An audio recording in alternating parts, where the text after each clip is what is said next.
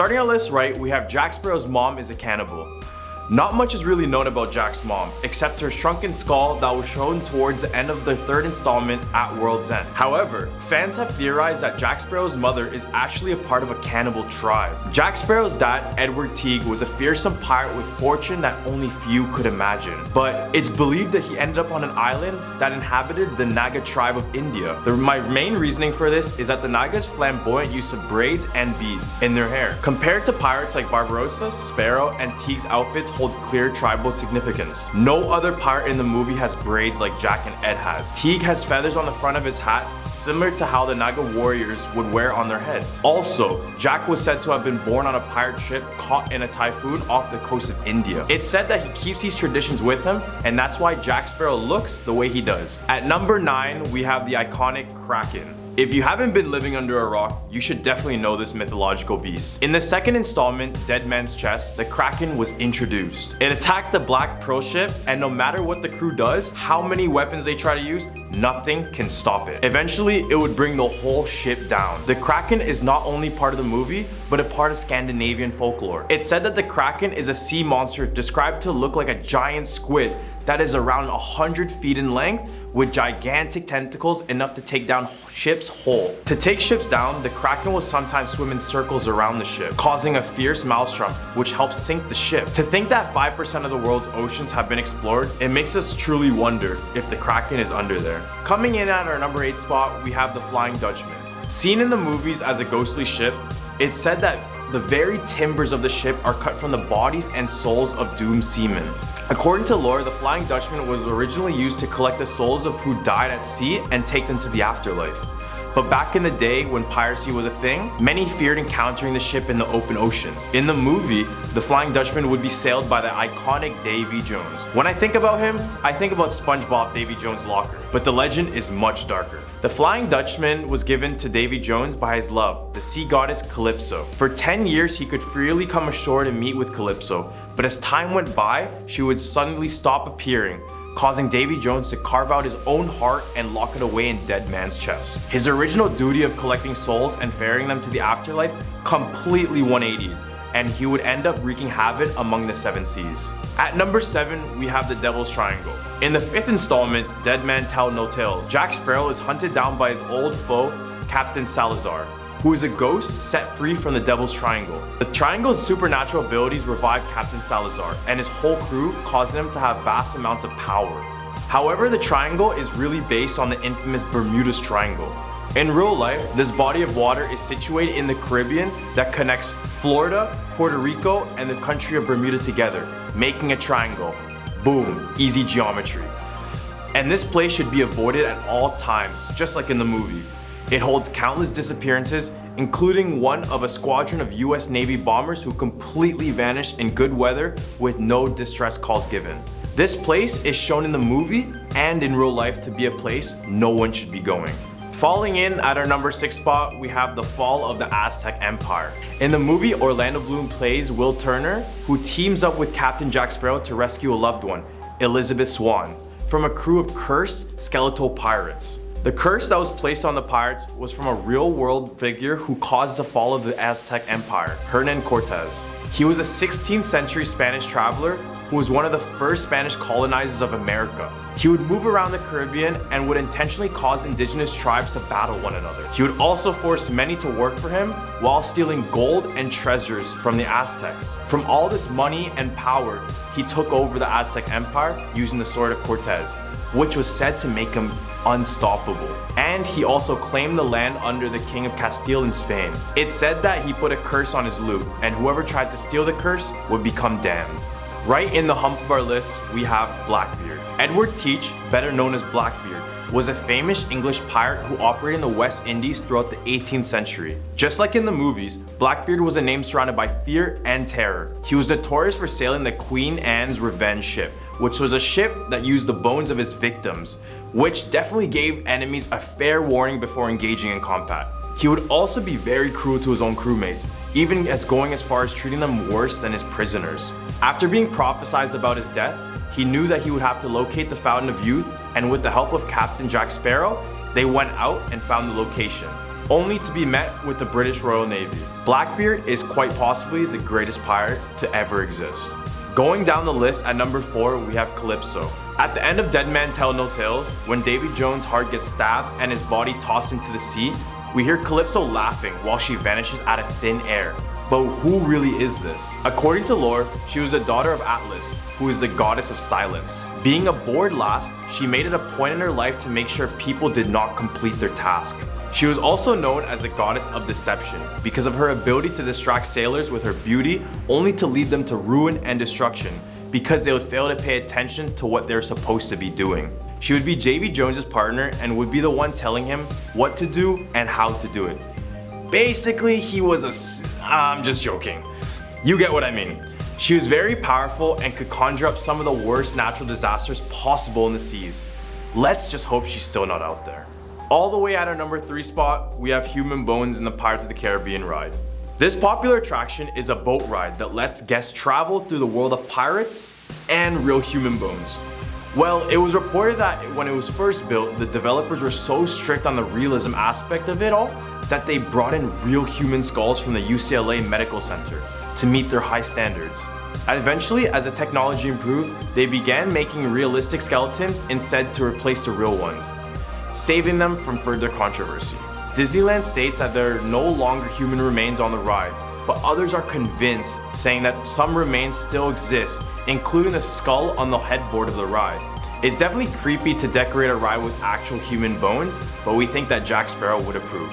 At our number 2 spot, we have mermaids. Captain Jack Sparrow first encountered the mermaids in Isla Sirena during his quest for the Sword of Cortez. His shipmates were affected by the Song of the Sirens, but Jack himself remained immune to its influence. Eventually, the situation became worse and Jack was tricked into handing over the prized possession, the Eye of Stone-Eyed Sam, in exchange for the lives of his crew. Well, mermaids aren't anything new, and in this movie, they show some of their abilities pretty well. For example, mermaids are said to have a list of powers and abilities that sets them apart from other mythological creatures. As done in the movie, they're said to use sirens or their voices to lure sailors to their deaths and control their minds. They are also able to shapeshift between human and mermaid forms, also having the ability to control the weather and water around them. I'm guessing Ariel the mermaid is not as innocent as you think, or maybe she's controlling our minds to think that she is. Regardless, I'd be dumb enough to fall for a mermaid. Taking our number 1 spot, we have the Fountain of Youth. In the movies, Davy Jones urgently tries to locate the Fountain of Youth because he simply wants to live forever, haunting the 7 seas. As said, Jack Sparrow set off on a small vessel to locate this, while taunting Davy Jones about an immortal Jack Sparrow. I mean, that would be pretty awesome, right? But they soon realized that they're not the only ones looking for it.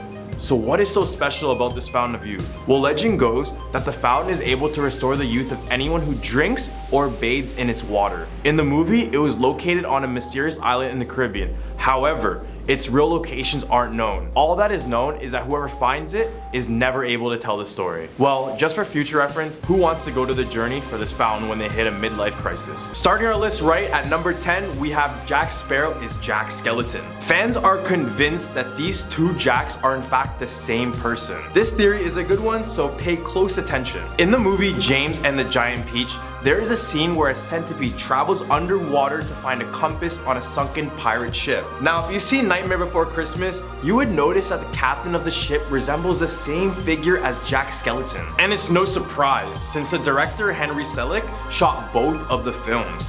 And for more clarity, here's a timeline of each movie. Pirates of the Caribbean in the 1700s, James and the Giant Peach in the 1920s to 50s, and then Nightmare Before Christmas around the 1960s due to the technology and cars seen in the film. This makes it even more plausible for this theory to work out, but we ain't done yet. It's theorized that sometime after the Pirates of the Caribbean movies, Jack Sparrow finds a crew for the Black Pearl, but eventually, they just sink. We all know this doesn't mean they're dead because we know all the many curses put on Jack Sparrow during the movies. Now let's say someone finds it, aka Mr. Centipede with La French hat, and touches the compass, which you all know Sparrow has and loves. This definitely would be the reason why an undead crew of pirates spawned out of nowhere. They say eventually the ship washes away to Halloween Town, and due to the pirate being cursed, he has no memories of his past life. This is where Jack Skeleton comes in and begins to search for his sense of belonging in the community. He eventually comes to the realization that all he is good at is scaring people,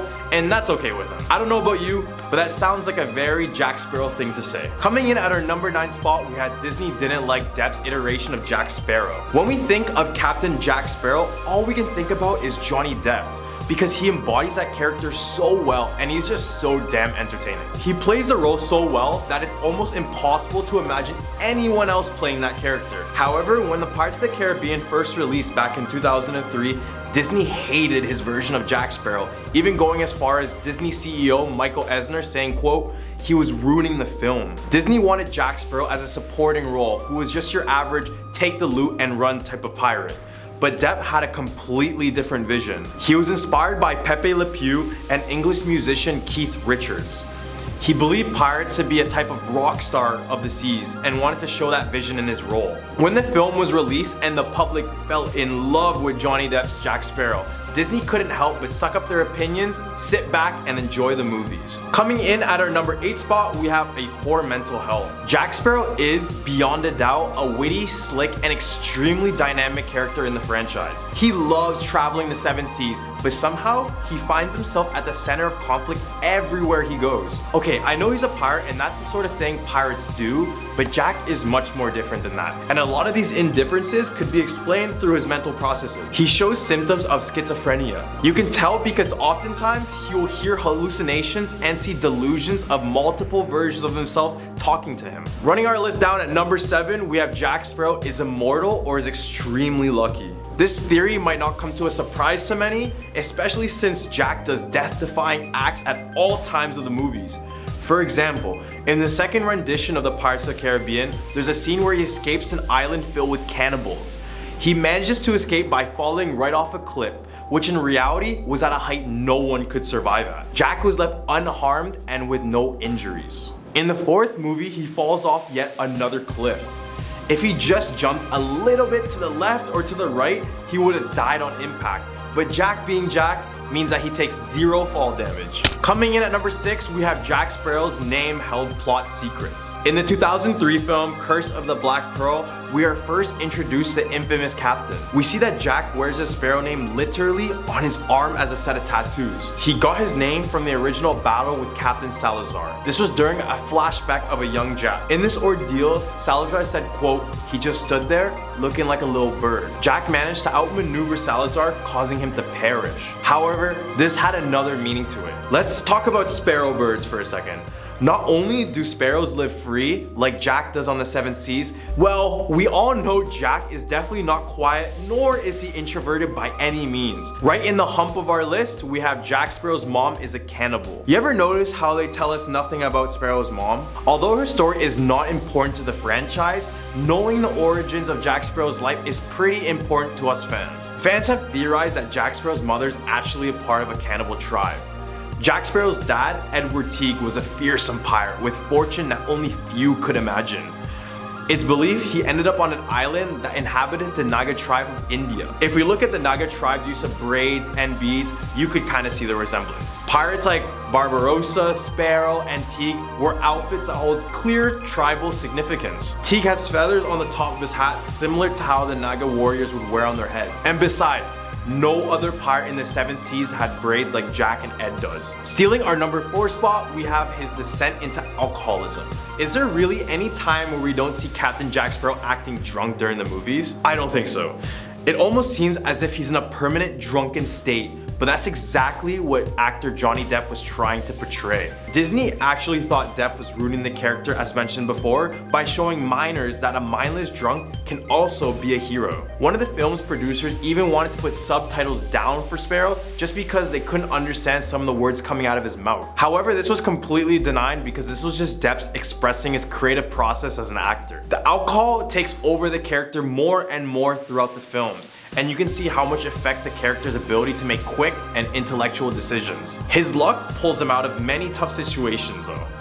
I honestly don't know why I'm judging his drinking so much. He's a pirate after all, and since all he does is sail in the open waters, drinking is probably the best thing to do. All the way at our number 3 spot, we have one of Jack's first crewmates was a cousin of his future rival. Jack's rival, James Norrington, started off as a pretty natural adversary for Jack Sparrow. Jack was a pirate while James served as aristocrats of the world. They got along like oil and water. In the first movie, James showed leniency with Jack, but that was all but a facade. James hated Jack and blamed the pirate for ruining his whole life. As it turned out, Jack met James' older cousin as a teenager. Fitzwilliam P. Dalton III was his name, and he was one of the first members of Jack's first pirate crew looking to find the Sword of Cortez. Eventually, Dalton would betray Jack, revealing that he was a British Royal Navy spy the whole time. At our number 2 spot, we have Jack Sparrow was branded a pirate for doing good. So here's a little bit of backstory for Captain Jack Sparrow. He was a former captain of the Wicked Wench, which was a galleon that operated under the East Indian trading flag. He was just your regular average pirate at the time, looking for any way to make a fortune. All until that fortune came in the form of slaves. The governor of that trading company was Cutler Beckett, and one day he decided to sell the ship to Sparrow in hopes he'd transport a shipment of slaves. Sparrow originally agreed due to his greed and lust for money, but his conscience quickly caught up back with him. After denying to transport these slaves, Beckett branded him a pirate, and to add insult to injury, he forced Jack to watch as they burned down the Wicked Wench. All the way at our number 1 spot, we have the compass was the key to everything. Jack Sparrow's compass, also known as a windrose, was an unusual navigational instrument shrouded in speculation. He bartered it from the voodoo mystic Tiadama, and later inherited from his captain. At first, the compass was deemed unusable since it didn't even point true north. It wasn't your ordinary compass. This magical compass would only point to the thing the owner desired most. This is why I believed it was the most important tool in the whole film. And without the compass, nothing would be accomplished, leading Jack to a regular pirate life. The compass leads Jack to the Isle de la Muerte in the first film, and then to the heart of Davy Jones in the second film, and helps Gibbs get back the Black Pearl on Stranger Tides. Without the compass's help, Jack would just be another regular pirate roaming the 7 seas. Starting off at number 10, we have Harry Potter being literally born to rule. So, Harry Potter's birthday is July 31st, 1980, making his zodiac sign a Leo. Love Leos personally. And in the Celtic zodiac, that places him under the Holly sign. People born under the Holly sign are told to be natural-born leaders. And for those of you who don't know, Harry Potter's wand is made of a very specific type of wood, holly. And with this theory set in place of basically being born to rule, we didn't know if he would rule being bad or being good. Either said to save the wizarding world or destroy it. Good thing it was to save, because who knows what would have happened if it wasn't. At number 9, we have the Room of Requirement is indestructible. So we all know in the movie Harry Potter and the Order of the Phoenix, the school ends up forming a group to fight against the Ministry of Magic, and they train in the Room of Requirement. Specifically, they make that group to fight against Dolores Umbridge, which we all know and don't like. Dolores Umbridge ends up finding them and destroying the Room of Requirement. But we see it again in the end of the movie series where Draco and his friends set fire to the Room of Requirement to attack Harry and his friends. The fire spreads and eventually explodes, showing us the Room of Requirement has yet again been destroyed. The thing is, the Room of Requirement can't ever truly be destroyed. To quote Hermione from the movie, it's also known as the come and go room. The Room of Requirement only appears when a person has a real need for it and is always equipped for the seeker's needs. Ron then says, so say you really needed a toilet. Good one, Ron. She then says, charming Ronald, but yes. Therefore stating that the Room of Requirement can never really, truly disappear and can be anywhere and anything you need it to be. Here at number 8, we have real-life mandrakes.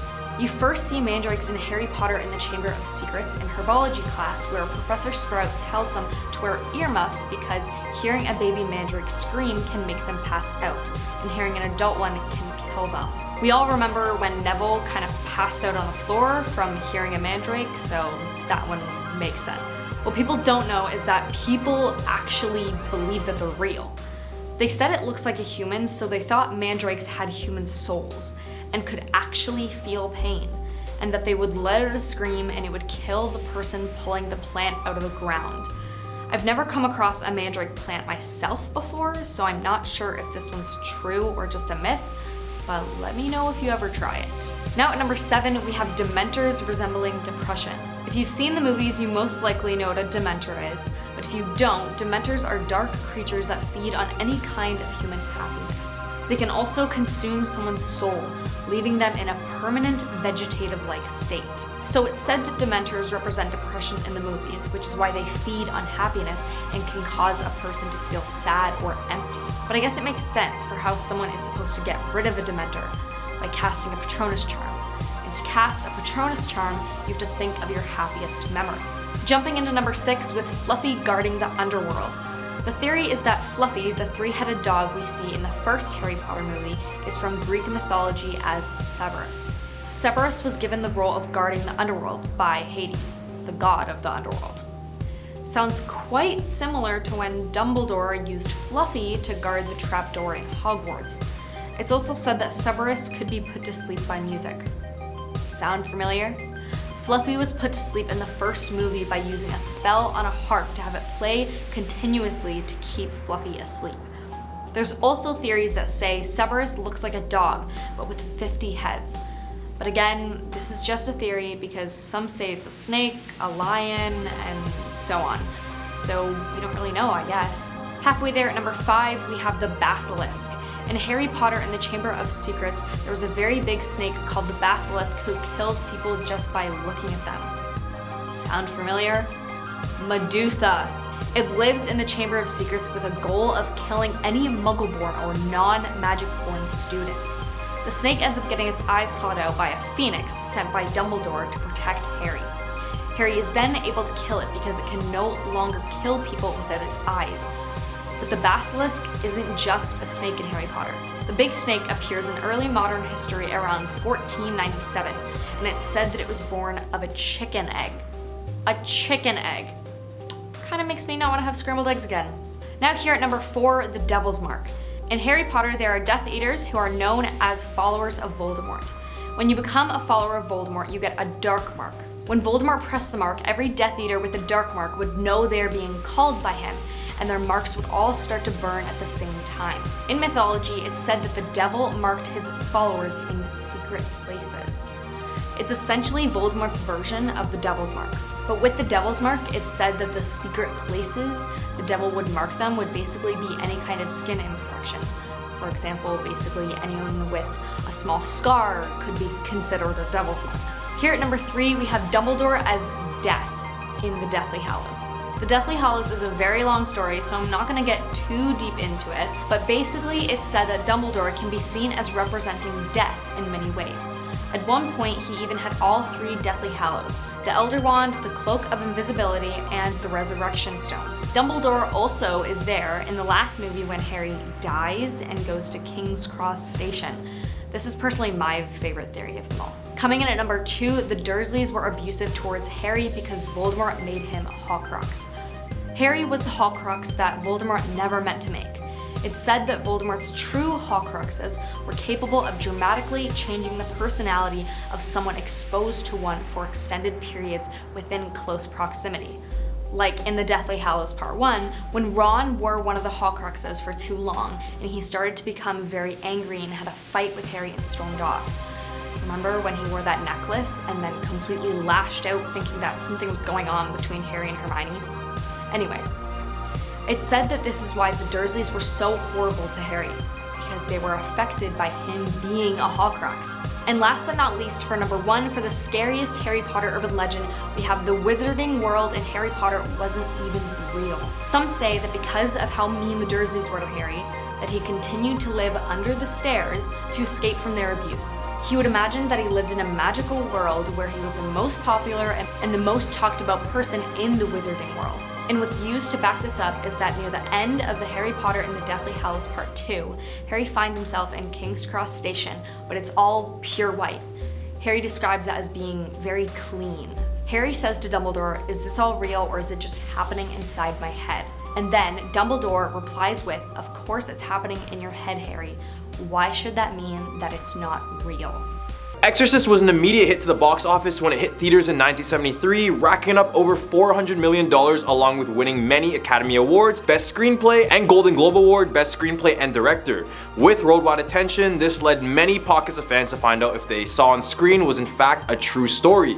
And unfortunately, it was. It all started in 1940 Maryland when Roland was born into a German family. He was an only child, but as time went on, he eventually formed a bond with his Aunt Harriet. Other than showing Roland the ropes to life, such as riding a bike or learning to save money, she had a very spiritual approach instead. Aunt Harriet felt very connected to the occult and would even go as far as showing Roland a Ouija board in which he showed quick interest in, playing it almost daily at one point. Author Thomas B. Allen wrote a story on Roland Doe, and he claimed that shortly after his Aunt Harriet passed away, the family began to report very strange occurrences from inside of their home. Some of these include scratching sounds from the floors and the walls, constant mold and water damage, and I know what you're thinking, that could just be some simple house issues. Well, that's what the family said at first, until things got a lot worse. Furniture would begin to move on its own. Specifically, Roland's mattress would move around in the middle of the night, shaking his body with it.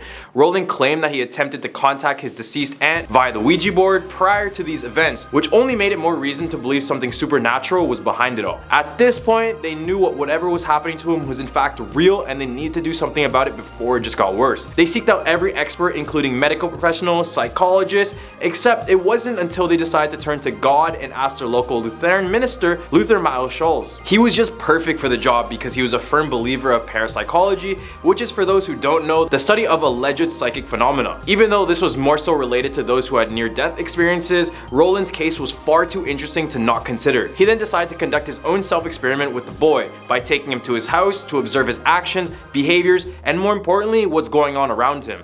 Shortly afterwards, his house became the scene of many alarming events, including unexplained noises, rearranged furniture, and even flying objects. And to back up these claims, there are about 48 witnesses to these events. And after being examined by medical and psychiatric doctors, they offered no explanation to the events, only describing it as supernatural. Scholz knew he was out of his element and offered the advice to seek out a Catholic priest for further assistance. The family was so fearful at this point that they would do anything. They weren't religious, but then they decided to have Roland baptized. Except even this would prove impossible. As he was being baptized, the priests were met with extreme rage, so they decided to stop altogether and just call it. They then went to the local Catholic priest, Father E. Albert Hughes, who just gave them some holy water and candles and just basically told them, yup, good luck guys. After realizing nothing was going to help Roland out and that his conditions were just worsening, they went back to the priest. This is when Father Hughes conducted an exorcism on Roland at Georgetown University Hospital, which is a Jesuit institution. During the exorcism, Roland managed to break free from his restraints and lash out at the priest's arm with a bed spring, causing the ritual to end abruptly. After this, the family then traveled out to St. Louis, Missouri in hopes of finding someone capable of helping Roland. One of Roland's cousins then spoke to his professors at the St. Louis University named Walter Halloran,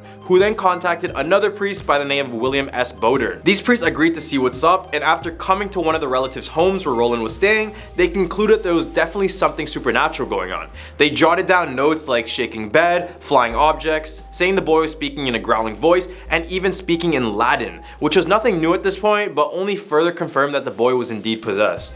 Bodern then went to the Archbishop in order to request another exorcism, in which he was granted. On the final exorcism at Alexian Brothers Hospital, Bodern, along with Father Halloran and Van Roo, took Ronald to deep waters. This is the event that the movie takes parts of because this is where things went from bad to worse. Father Halloran will report in his notes that the words evil and hell would appear on the teenager's body out of nowhere. When the priest called upon the saints of heaven for assistance, this is when they were called the mattress was violently shaken. And when they started to provoke the demon further, the possessed Roland lunged out at Halloran, breaking his nose completely. After a while, the priest called upon Saint Michael to expel Satan from his body. 7 minutes later, and Roland would come out of a trance-like state with his first words being, "He's gone." When they asked the boy what he's just experienced, he's claimed to see the vision of Saint Michael vanishing Satan on a great battlefield. However, this is all speculated. Reporters were also all over the case due to the sheer mystery of it all. When they interviewed Father Halloran, he said that Roland Doe was saved and the devil had been expelled from his body. Now, how did the true story align with the movie, The Exorcist? Well, it all started thanks to this article in the Washington Post, which reported in August 1949 that priests have indeed performed an exorcism. However, this would only bring small attention as the article left out many details, including the specifics of the exorcism, the name of the subject, and any solid evidence backing up the claims. It wasn't until William Peter Blatty, the writer I mentioned in the beginning, wrote the novel, The Exorcist. He based the whole whole premise off the unofficial diaries kept by Father Halloran and Bodern, who were two of the three priests that were present during the exorcism in the first place.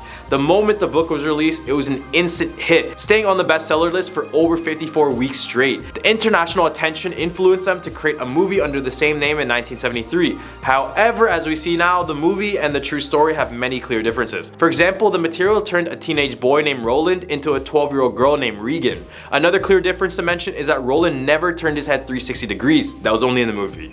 Roland did, however, curse profusely, vomit everywhere, gain scratches out of nowhere, and was even attempting to hurt the priest involved. So despite the movie not being one for one, they did enough to give justice to the true story. It wasn't until 5 years after the movie was released in 1978 when evidence started to convince the public further. Workmen demolishing part of the St. Louis hospital where Roland has stayed were removing furniture. In a locked room, they discovered an unofficial record of his visit tucked underneath a drawer. The document went into detail about those 4 nights the priest tried to exorcise Roland. Both the movie and the true story do have good endings though. Both victims eventually got the demon expelled and live out the rest of their lives. So what happened to Roland Doe after the exorcism? So first of all, as I mentioned, his real name had been confirmed to be Roland Edwin Hunkler. And after he underwent all the exorcisms, he and his family moved back to their old home in the East Coast and lived out a pretty normal life. After a few years, Roland would become a full-fledged NASA engineer, and he remained as one for 40 years. During this whole time, he hid his true identity and the fact that he was a victim of a demonic possession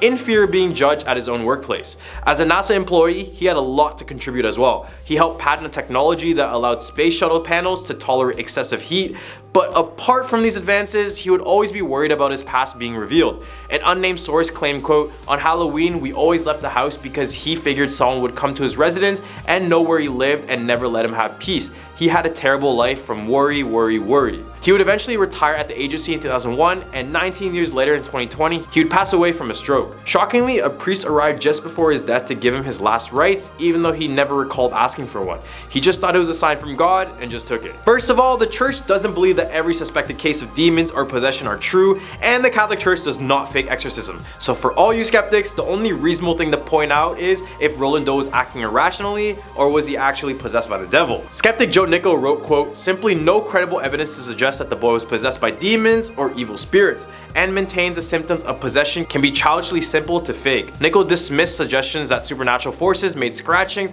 or even markings or caused words to appear on the teenager's body in unreachable places. He continued saying, quote, "A determined youth, probably even without a wall mirror, could easily have managed such a feat. If it actually occurred, although the scratch messages proliferated, they never again appeared on a difficult to reach portion of the boy's anatomy. On one occasion, the boy was reportedly seen scratching the words hell and Christ on his chest by using his own fingernails." Nickell would release a longer statement saying, quote, "Nothing that was reliably reported in the case was beyond the abilities of a teenager to produce. The tantrums, trances, moved furniture, hurled objects, automatic writing, superficial scratches, and other phenomena were just the kind of things someone at Roland's age could accomplish, just as others have done before and since. Indeed, the elements of poltergeist phenomena, spiritual communication, and demonic possession, taken both separately and especially together as one progressed to the other, suggests nothing so much as role-playing involving trickery." He concluded by saying that Roland was nothing more than just an agitated teenager. Let me know what you guys think. Do you guys believe in the true story of Roland Doe, or was it just made for quick publicity? This is definitely one of those cases that will make you scratch your head and question what really went down in these hospital rooms. Also, what do you guys think about the movie? After hearing the true story, do you think they did a good job? I want to know all your thoughts in the comment section below. Starting off this countdown at number 10, The Omen. Gregory Peck, who played the main character in the movie, lost his son shortly before filming began. Peck's aircraft and the scriptwriter and executive producer's plane was struck by lightning on their way to the filming. The IRA bombed the hotel where the producers were staying, and a restaurant where the directors and actors were supposed to eat during the filming. A tiger trainer who assisted in the filming of The Omen was also eaten alive by the tiger. But the story doesn't end there. Following the completion of filming, special effects consultant John Richardson was involved in a car accident, taking the life of his assistant. One time, Peck canceled a flight he planned for reasons unknown. This flight ended up crashing, taking the lives of all passengers on board. The date of the accident was cursed as well. It took place on Friday, August 13th, 1976.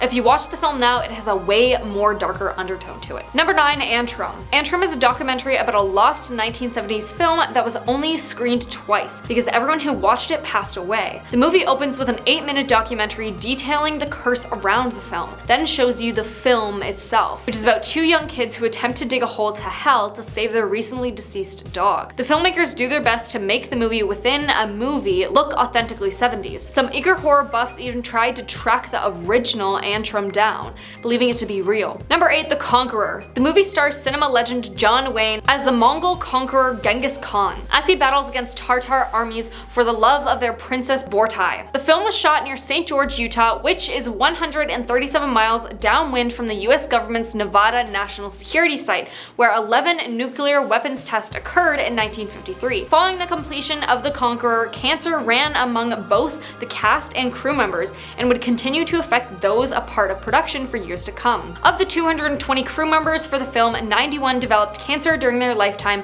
with 46 passing from it. Director Dick Powell passed of cancer in 1963, 7 years after completion. John Wayne passed away in 1979 from stomach cancer, though he himself blamed the diagnosis on his 6-pack-a-day cigarette habit. Susan Hayward and Pedro Armendariz both succumbed to cancer and cancer-related illnesses, with Hayward passing away in 1975 from brain cancer and Pedro taking his own life when he discovered he had terminal neck cancer. Number 7, The Wizard of Oz. In the 1939 film, The Wizard of Oz is, however, not considered cursed, because an actor taking their own life was supposedly caught on screen. What is true, however, is that there were enough on-set accidents to lend The Wizard of Oz its own cursed reputation. For starters, actors Buddy Ebsen and Jack Haley both suffered severe reactions to the makeup for the Tin Man, while Margaret Hamilton, aka the Wicked Witch of the West, endured life-threatening burns during her big disappearing act early on in the film. Not even poor little Toto was safe, as an on-set trainer reported that one of the witch's foot soldiers accidentally stepped on the dog during a take. Number 6, Atuk. This movie tells the story of a proud and fierce Inuit hunter who tries to adapt his life in the fast-paced New York City. The script was written by Todd Carroll, and the project had been circulating since the 1970s, with many Hollywood producers and studios showing interest in the film. 4 of the actors attached to the comedy all met untimely ends: John Belushi, Sam Kinison, John Candy, and Chris Farley. The first victim of the curse was Saturday Night Live legend John Belushi, who read the script in 1982 and was extremely interested in portraying the character. He was set to headline the project, but just months later, on March 5th, 1982, the beloved funny man passed away from an overdose at 33. Following his passing, the comedian Sam Kinison got his hands on the script and was set to star, but was fired over rewrites and creative control. He then passed away in a car accident on April 10th, 1992. Halfway, number 5, The Passion of the Christ. Getting struck by lightning is never a good sign. But what if you also happen to be portraying Jesus Christ in one of the most controversial movies of the year? This happened to Jim Caviezel on set of The Passion of Christ, as well as the assistant director on the film, who got struck twice. Then there were reported accidents associated with the scourging and crucifixion of Christ, which saw Caviezel get accidentally whipped for real by a co-star. He endured a dislocated shoulder from carrying the cross, a lung infection from the weather, and massive migraine headaches from the bloody eye makeup. Number 4, The Misfits. John Huston's 1961 American Western The Misfits centers on a divorcee who falls for a cowboy struggling to maintain his romance-free lifestyle in the northern Nevada desert in 1960. The picture famously stars Marilyn Monroe, Clark Gable, and Montgomery Clift, and was based on the screenplay Arthur Miller, Marilyn's husband at the time. Despite such a warm reception, the Western's reputation was ruined by the passing of its 3 beloved stars, each of which passed shortly after production was completed. Clark Gable passed on November 16th, 1960 at the age of 59 from a heart attack, just 12 days after finishing The Misfits. Though the silver screen legend had been an avid smoker since his teenage years, his wife Kay Williams believed that the film's intense production and on-set tension was a big factor in his passing. Marilyn Monroe notoriously hated the picture, having disliked that Miller based the role partly on her life as well as his frustrating constant rewrites. The 20th century pop culture icon passed from an accidental overdose on August 4th, 1962, a year and a half after filming. The Misfits was both her and Gable's last completed film. Montgomery Clift passed away just 6 years later on July 23rd, 1966 from a heart attack, among other health issues. His live-in personal secretary, Lorenzo James, revealed that The Misfits was on television the night he passed and asked if he would like to watch, to which Clift firmly replied, absolutely not. Number 3, Poltergeist. Tobe Hooper's 1982 supernatural horror flick Poltergeist follows a suburban family whose home is invaded by malevolent spirits that abduct their daughter, and was written and based on the screenplay by Steven Spielberg, another one on this list. The classic picture has a lot of darkness associated with it, as two of its promising young talents unfortunately passed. Heather O'Rourke shined as Carol Ann Freeling in the freaky horror installments, but sadly passed away from septic shock before the release of Poltergeist 3. She was just 12 years old. Her on-screen big sister Dominique Dunne was tragically strangled by her ex-boyfriend, passing at 22 from her injuries 5 days later on November 4th, 1982. Number 2, The Crow. Son of martial arts icon and film star Bruce Lee, Brandon Lee portrays a murdered musician who was resurrected to avenge the deaths of himself and his fiancée in The Crow. Tragedy struck production when the 28-year-old Lee was fatally wounded during a scene in which his character Eric Draven is shot after witnessing his fiancée being assaulted. Actor Michael Massey's character Fun Boy fires a .44 Magnum Smith and Wesson Model 629 at the actor as he walks into the room. Prop Assistant was unaware of the rule for inspecting all firearms before and after handling, so that the barrel was not checked for obstructions. A bullet from the dummy round was trapped in the barrel and caused the .42 Magnum bullet to be fired virtually with the same force of a live round. Lee was struck in the abdomen and succumbed to his injury after 6 hours of unsuccessful emergency surgery. Now coming in at number 1, Twilight Zone the movie. The 1983 sci-fi horror anthology film Twilight Zone the movie features 4 segments inspired by the iconic Rod Serling TV show. Its production and overall legacy is marred by the tragic helicopter accident that claimed the lives of lead star Vic Morrow and child actors Micah Dinley and Renee Shin-Yi Chen around 2:30 a.m. on July 23, 1982. The two illegally hired children and were in violation of the California law, which prohibits them from working at night or in proximity to explosives. The segment's director John Landis had been on set during the accident. The night scene called for Morrow to carry the children across the river while being chased by American soldiers in the hovering helicopter. But a rotor failed, which caused the low-flying helicopter to spin out of control. Morrow, Lee, and Chen passed away instantly.